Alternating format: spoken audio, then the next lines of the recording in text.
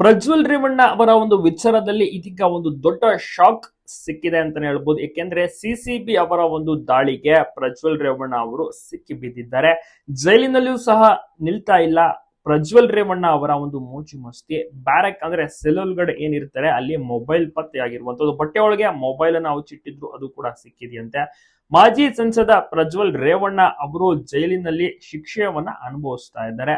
But mobile ಪತ್ತೆಯಾಗಿದ್ದು mobile ನ ಬಳಸ್ತಿದ್ದಾರೆ ಎಂಬ ಒಂದು ವಿಚಾರ ಈಗ ಗೊತ್ತಾಗ್ತಾ ಇದೆ. ನಿಯಮ ಇದು ಉಲ್ಲಂಘನೆ ಮಾಡಿದಂತೆ. ಇದರ ಕುರಿತು ಈಗ ಪ್ರಶ್ನೆ ಬಹಳನೇ ಕಾಡ್ತಾ ಇದೆ. ಸಿಸಿಬಿ ಅಧಿಕಾರಿಗಳು ದಿಢೀರ್ ದಾಳಿ ನಡೆಸಿದ್ದಾರೆ.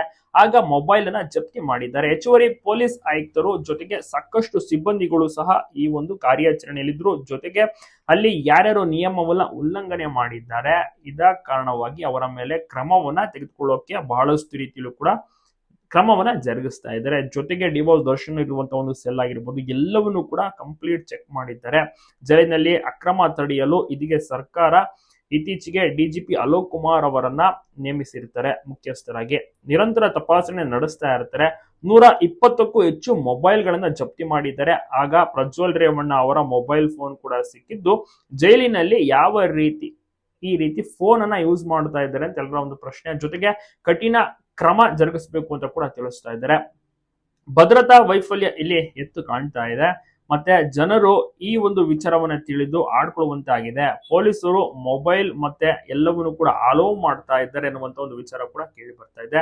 ಪ್ರಜ್ವಲ್ ರೇವಣ್ಣ ಅವರು ನೋಡಿ ಇಷ್ಟು ದಿವಸ ಫೋನ್ ಅನ್ನ ಯೂಸ್ ಮಾಡ್ತಾ ಇದ್ದಾರೆ ಅಂತ ಅರ್ಥ ಗೊತ್ತಾಗ್ತಾ ಇದೆ.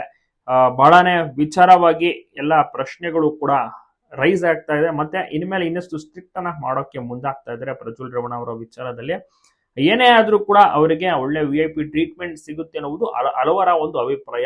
ಯಾಕೆಂದ್ರೆ 5 ಸ್ಟಾರ್ ಟ್ರೀಟ್ಮೆಂಟ್ ಇದ್ದೇ ಇರುತ್ತೆ ಅಂತ ಒಂದು ಜನರು ಕೂಡ ಮಾತನಾಡ್ಕೋತಾರೆ ಮುಂಚೆಯಿಂದಲೂ ಸಹ. ಅದೇ ರೀತಿ ಈಗ ಮೊಬೈಲ್ ಪತ್ತೆಯಾಗಿದೆ. ಇದು ಅಲ್ಲಿ ಅಧಿಕಾರಿಗಳಿಗೆ ದೊಡ್ಡ ತಲೆನೋವಾಗಿ ಮಾರ್ಪಾಟಾಗಿದೆ. ಇದ್ರ ಬಗ್ಗೆ ನೀವೇನಂತ ತಪ್ಪದೆ ಕಮೆಂಟ್ ಮಾಡಿ.